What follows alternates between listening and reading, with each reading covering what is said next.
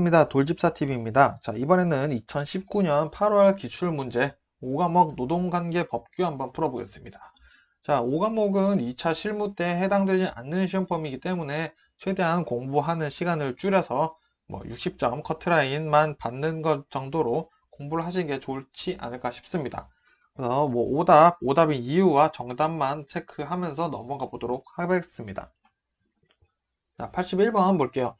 고용정책의 기본법상 다수의 실업자가 발생하거나 발생할 우려가 있는 경우, 실업자의 고용 안정이 필요하고 인정되는 경우, 고용노동부 장관이 실시할 수 있는 실업 대책 사업이 아닌 것은, 자, 어쨌든 고용노동부 장관이 실시할 수 있는 실업 대책이 아닌 것은 요거를 물어보고 있는 거죠. 정답은 1번입니다. 자, 실업자에 대한 창업 정보 구입 자금 지원해준다. 자, 이거는 그렇지 않겠죠. 자, 요거는 구입 자금이 아니라 창업 점포에 대한 임대비를 지원을 해준다까지는 장관이 이제 가능하다라고 되어 있고요. 추가로 보시면 이제 학자금, 개인에는 학자금 지원을 해줄 수 있겠고요. 또 의료비 지원 같은 거, 요런 거, 그리고 또 생계비 지원까지 있다라는 거 정도 한번 눈여겨보시면 되고요. 나머지 내용은 맞는 내용이니까 한번 읽어보시면 되겠죠. 자, 82번 보겠습니다.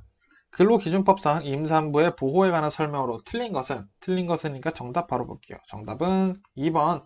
자, 휴가기간 배정은 출산 후에 30일, 자, 45일이고요. 그리고 한 번에 둘 이상, 쌍둥이 이상이겠죠? 자녀를 임신한 경우에는 45일이 아니라 60일입니다. 자, 이렇게 해서 내용 고쳐주시면 되고요. 나머지 맞는 내용들이니까 한번 읽어보시길 바랍니다. 자, 83번 볼게요. 근로자 직업능력개발법상 직업능력개발훈련의 기본 원칙에 대한 설명으로 틀린 것은, 자, 정답 바로 볼까요? 정답은 4번. 직업능력개발훈련은 학교 교육과 관계없이 산업 현장과 긴밀하게 연계될 수 있도록 해야 된다. 자, 학교 교육과 관계가 없으면 안 되죠. 관련이 있어야겠죠. 관계가 있으면은 더 효과적이다 라는 게 일반적인 상식이겠죠. 자, 84번 보겠습니다. 고용보험법상 취업촉진수당을 지급받을 권리는 몇 년간 행사하지 않으면 시효로 소멸하는가? 이거 직관적으로 바로 풀어야겠네요. 정답은 3번입니다. 3번. 3년짜리 뭐가 있는지 볼게요. 일단 취업촉진수당 3년짜리고요. 그 다음에 구직급여 반환 시효가 3년입니다. 그리고 육아휴직급여 반환이 반환이 아니죠. 급여가 이제 3년이고요. 그리고 출산 전후 휴가 급여가 3년이다. 이거 다 3년이다. 라는 거 추가로 외워주시면 될 것 같습니다. 85번 볼게요. 남녀 고용평등과 일가정 양립지원에 관한 법률상 고용에 있어서 남녀의 평등한 기회와 대우를 보장해야 할 사항으로 명시되어 있지 않은 것은, 자, 이거 정답 보겠습니다. 정답은 3번입니다. 자, 근로시간은 누구에나 공평하겠죠. 당연히 근로시간 채워야지 돈을 주는 게 맞는 내용이기도 하고요. 나머지 같은 경우에는 차별이 있는 부분들이죠. 현재도 여자들이 조금 더 불리한 입장에서 일을 하고 계십니다. 자, 86번 볼게요. 근로자 직업능력 개발 법령상 직업능력 개발 훈련의 구분, 실시 방법에 관한 설명으로 옳은 것은, 자, 정답 한번 바로 보겠습니다. 정답은 2번. 양성훈련은 근로자에게 작업에 필요한 기초적 직무수행을 습득시키기 위하여 실시하는 직무 수행 능력을 습득하기 위하여 실시하는, 똑같은 말이 왜 두 번 들어갔죠? 자, 그리고 직업 능력 개발 훈련이다. 자, 일단 이게 맞는 내용이고요. 여기서 다 살펴볼 필요 없이 일단 훈련 목적에 대해서 한번 나눠볼게요. 자, 훈련 목적에 따라 나눠지는 훈련 방법이 있습니다. 첫 번째 양성훈련이 있고요. 그리고 향상훈련이 있습니다. 향상훈련이 있고요. 그 다음에 전직훈련이 있습니다. 그리고 이에 반해서 이제 훈련 실시 방법이 있어요. 훈련 실시 방법, 이게 좀 헷갈리게 나옵니다. 첫 번째 집체훈련이 있고요. 두 번째 현장훈련, 그리고 세 번째 원격훈련, 그리고 네 번째 혼합훈련이 있습니다. 즉 지금 혼합훈련 같은 경우에서는 여기 실시 방법 중에 1, 2, 3 요 세 가지 중에 두 가지 이상 혼합해서 사용을 하면은 이제 혼합훈련이라고 얘기를 하고 있고요. 자, 그래서 훈련 목적과 훈련 실시 방법에 대한 요 차이, 뭐가 다르고 뭐는 뭐고 뭐는 뭐다, 요거 정도 머릿속에 넣어주시면 좋을 것 같네요. 자, 87번 헌법상 근로에 관한 설명으로 틀린 것은, 자, 정답 바로 보겠습니다. 정답은 4번. 근로기회의 제공을 통하여 생활 무능력자에 대한 국가적 보호 의무를 증가시킨다. 자, 증가시킨 게 아니라 감소시키는 거겠죠? 자, 생활 무능력자에 대한 국가적 보호를 감소시키는 것이 근로기회를 제공하여 이제 그에 따른 임금을 벌게 하는 거죠. 자, 88번 보겠습니다. 고용상 연령 차별 금지 및 고용자, 조용 촉진에 관한 법령상 고령자, 중고령자의 기준 연령으로 오른 것은, 요거는 정말 자주 나오죠. 머릿속에 바로 넣겠습니다. 자, 고령자는 55세, 중고령자는 50세 이상에서 55세 미만으로 되어 있습니다. 89번 볼게요. 근로기준 법령상 근로자의 청구에 따라 사용자가 지급 기일 전이라도 이미 제공한 근로자에 대한 임금을 지급하연 비상한 경우에 해당하지 않는 것은, 그러니까 법적으로 갑을 가능한 시기가 뭐가 있냐라고 물어보는 거죠. 자, 여기다 해당하지 않는 것을 물어보고 있으니까 정답은 4번. 자, 요거는 왜 안 되냐? 자, 근로자나 그의 수입으로 생계를 유지하는 자가 부득이한 사유로 3일 이상 귀향하게 되는 경우는 안 되고, 요 시기가 좀 틀렸어요. 3일이 아니라 일주일입니다. 일주일, 그러니까 7일이죠. 7일 이상 귀향하는 경우에는 이제 비상하여 가불이 가능하다라고 되어 있습니다. 그리고 또 비상한 경우, 이제 가능한 경우죠. 첫 번째, 근로자가 혼인한 경우 가능하고요. 두 번째, 수입으로 생계를 유지한 자가 사망한 경우 이제 조금 미리 좀 달라고 할 수 있다라는 게 있고요. 그리고 마찬가지로 근로자 그 외 수입으로 생계를 유지한 자가 출산하거나 질병에 걸린 경우 근로자에 대한 임금을 비상할 수 있다라고 되어 있습니다. 이 세 가지 머릿속에 넣어주시고 추가로 요거 일주일이다 3일이 아니라 같이 봐주시면 좋을 것 같네요. 자, 90번 보겠습니다. 일단은 90번은 문제가 오류가 있습니다. 요게 문제 정답이 없어요. 이게 개정이 되기 전 내용이라서, 그래서 요거 내용만 한번 보고 넘어갈게요. 자, 출산 휴가는 일단 10일 지급 지원이 되고요. 그리고 또 청구기간 있죠. 청구기간. 출산휴가 청구기간은 90일이다. 90일인데 중간에 1회 나눠서 사용이 가능하다라고 되어 있습니다. 자, 91번 보겠습니다. 고용정책 기본법상 기본 원칙으로 틀린 것은, 자, 틀린 것은 정답 바로 보겠습니다. 정답은 3번.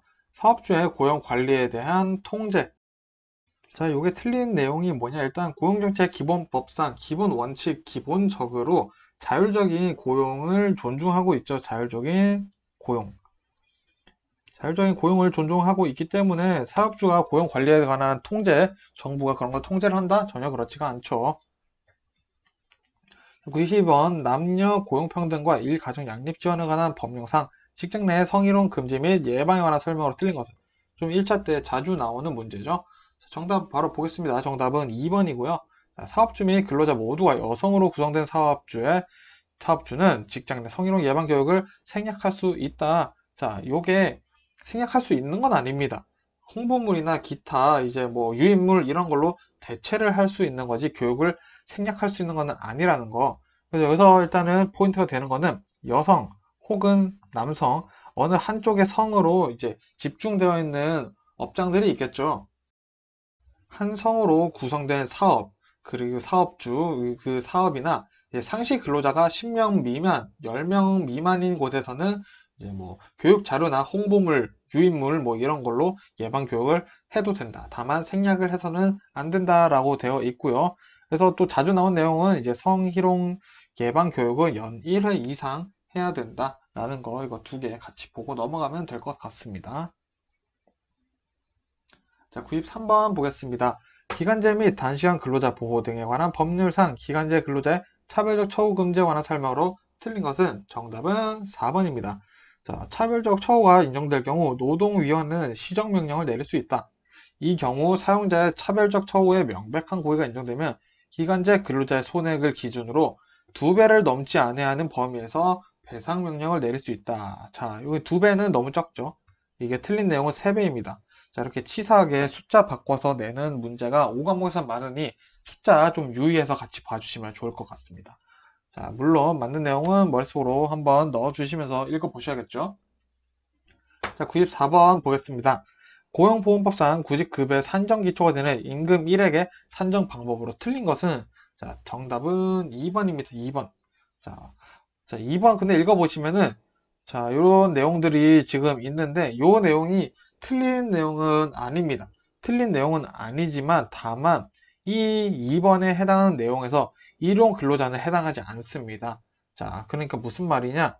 자, 마지막 사업에서 이직 당시 산정된 금액의 근로기준법에 따른 그 근로자의 통상임금보다 적을 경우에는 그 통상임금으로 기초 일액으로 한다. 단, 일용 근로자는 제외한다 라는 조항까지 되어 있기 때문에 2번이 틀린 내용이 됩니다. 굉장히 슬프네요. 자, 95번 보겠습니다. 직업안전법령상 직업정보제공사업자의 준수사항에 해당하지 않는 것은 정답은 2번입니다. 자, 직업정보 제공 매체 구인 구직 광고에는 구인 구직자 및 직업정보 제공 사업자의 주소 또는 전화번호를 기재하지 않습니다. 기재해서는 안 되고요. 자, 이 내용 틀렸고요. 나머지 내용 맞는 내용이니까 한번 읽어보시면 될 것 같습니다. 자, 96번 볼게요. 직업안정법상 직업소개사업을 겸업할 수 있는 자는 이것도 좀 자주 나오는 문제입니다. 자, 일단은 겸업할 수 있는 자. 그래서 쭉 보면은 이 사람은 이제 이용업 사업을 하고 있고요. 결혼 중개업 사업하고 있고 단란주점, 유흥주점을 하고 있네요. 자, 그래서 정답 보시면은 1번입니다. 요 일단은 이 세 가지 안 되고요. 그리고 여기서 추가로 또 안 되는 게 뭐 있냐면 이제 숙박업. 숙박업은 겸업이 안 됩니다. 그래서 정리하자면은 결혼 중개업 사업과 숙박업 그리고 여기서 이제 식품업이라고 하네요. 이제 식품 접객업인데 그 중에서도 이 두 개는 대통령령으로 정한 거로 안 된다라고 얘기를 했습니다. 그래서 크게는 요거 하나, 요거 하나, 요거 그리고 세부적으로는 단란주점, 유흥주점은 직업안정법상 직업소개사업을 하면서 겸업이 안 된다라는 거 봐주시면 되겠네요. 자, 97번 보겠습니다. 노동기본권에 관하여 헌법에 명시된 내용으로 틀린 것은 정답은 3번입니다. 자, 공익사업에 종사하는 근로자의 단체 행동권은 법률이 정하는 바에 의하여 이를 제한하거나 인정하지 아니할 수 있다라고 되어 있는데, 자, 공익사업이라는 게 좀 약간 포인트입니다. 정확히 공익사업이라고 하면은 그럴 수 있겠다고 생각할 수 있지만 여기는 정확히 방위산업체만 제한할 수 있다 라고 되어 있으니 공익사업, 방위산업체가 물론 공익사업이지만 헷갈리시지 않으셔야 되겠습니다. 자, 98번 볼게요. 근로자 퇴직급여 보장법상 개인형 퇴직연금 제도를 설정할 수 있는 사람을 모두 고른 것은, 자, 계속 말씀드리지만 직업상담사 모두 고르시오라는 문제가 나왔을 때 정말 모르겠으면 모두 고르는 게 가장 정답일 확률이 높죠. 마찬가지로 정답이 4번입니다. 다 해당하는 내용이고요. 보통 개인형 퇴직연금 제도는 다 되지만 헷갈리라고 이렇게 문제가 간혹 나옵니다. 자, 그럼 여기서 또 추가로 더 볼게요. 개인형 퇴직연금 제도 되시는 분들. 자, 계속 근로기간이 이제 1년 미만 근로자, 또 개인형 퇴직연금 제도가 되고요. 또 추가로 한 주에 15시간 미만 근로자, 또 개인형 퇴직연금 제도 설정이 됩니다. 99번 보겠습니다. 근로자 직업능력개발법상 재해위로금에 관한 설명으로 틀린 것은, 정답은 4번입니다. 재해위로금의 산정 기준이 되는 평균 임금을 산업재해보상보험법에 따라 고용노동부 장관이 매년 정하여 고시하는 최고 보상 기준 금액을 상한으로 하고 최소 보정 기준 금액은 적용하지 않다. 자, 상한으로 하지는 않습니다. 상한으로 하면은 좋겠지만 상한을 하는 경우도 있고 하한으로 하는 경우도 있다라는 거. 자, 상한 및 하한으로 재위로금은 어쨌든 보상이 된다라는 거 머릿속에 넣어주시면 되겠고요. 나머지 맞는 내용 읽어보는 거 5과목에서 중요합니다. 자, 마지막 문제 풀겠습니다. 근로기준법상, 자, 오타가 굉장히 많네요. 자, 근로기준법상 경영상 이유에 의한 해고에 대한 설명으로 틀린 것은, 자, 정답은 4번입니다. 자, 사용자는 해고를 피하기 위한 방법과 해고의 기준 등에 관하여 해고하려는 날 60일 전까지 고용노동부 장관의 승인을 받아야 한다라고 되어 있는데, 요거 같은 경우에는 승인을 받는 건 아니고요. 30일. 해고 같은 경우는 30일 이전에 노동부 장관에게 신고를 해야 된다라고 되어 있고요. 또 해서 추가로 50일 전까지 노조가 있으면은 노조 대표와 협의를 해서 통보한 다음에 노조 대표에게 통보 후 협의를 거쳐야 한다라는 내용 요거 2개 추가로 머릿속에 담아주시면 될 것 같습니다.